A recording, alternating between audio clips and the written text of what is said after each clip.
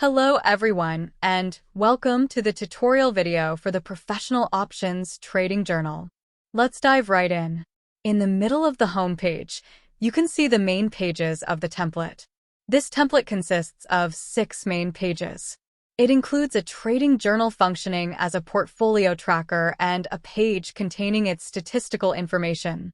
Additionally, there is a separate journal designed specifically for options trading, and its dashboard page displays the statistical data of your options trade performance. Essentially, there are 2 separate systems, each consisting of 2 pages. And the last 2 pages are game plan and daily routine. You can navigate to the relevant page using this index section. On the left side, there's a card showing the balance status of the portfolio section. This is just for visual purposes, so you can follow it from the main page without any action required. By the way, if you cannot see any buttons below databases, it's probably because the page is locked. Let's unlock it and continue. Below the previous part there is a reminder tool. Click the New button, assign or create a tag, specify the day and time, and set the Remind option. It will notify you on time. You can set it to display only non-archived items or filter the date property to show only items from the current month. Below the setup, there's an area for your quick links. To create your own links, just paste any website address into this area or into the selected text. Below that, there's a simple to-do list. Portfolio section at the center of the page is the first page of the template, displaying the portfolio you hold from your trade activities. Below this, another section displays your open positions from the other journal, our main options trading journal. I'll explain these in the relevant part of the tutorial. At the bottom, there are calendars displaying your transactions entry and exit, which you can set to a monthly or weekly view. Currently, we have a calendar for portfolio movements, but not for the options trading journal. Let's add one. Duplicate the existing tab, select Calendar from the Layout options, and add the desired features from the properties. On the right side, you'll see your trade notes, which I'll show you when we get to the Journal section. Above that is an area showing notes for the next day from the Daily Routine page, which I'll explain shortly in this tutorial later on. Now, let's jump into the Portfolio page. On the left, there's a navigation bar, and at the top, you can see the balance activities. Total tab shows the total activities of all time, and the monthly balance tab shows the current year's transactions month by month. Let's change the date of one of the journal entries to see it in action.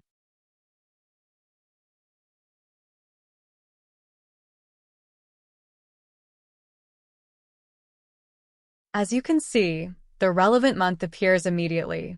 When you enter the initial capital for that month, other fields will be calculated and displayed using the journal data. I believe the column headers make everything clear. Below is a section similar to the main page but with more tabs, organized by item categories. Item tabs show the total for that item, while transactions tabs show separate transactions for that item. This is essentially another view of the journal below, just organized with grouping and filters. If you fill in the current price column, you'll see the unrealized profit value. It's possible to fetch live prices via API. I've explained this in another journal's video, linked in the description. With minor adjustments, you can also integrate live price feeds into this template. At the bottom, we have our transaction journal with category tabs created using filters.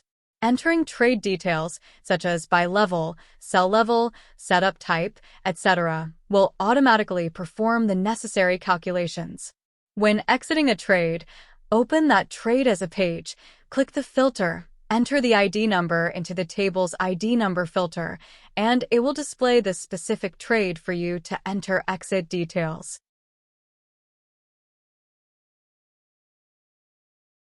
You can paste your charts and take notes as well. That's it for the portfolio page. Now, let's move on to the statistics page, where you can see the statistical results of your activities.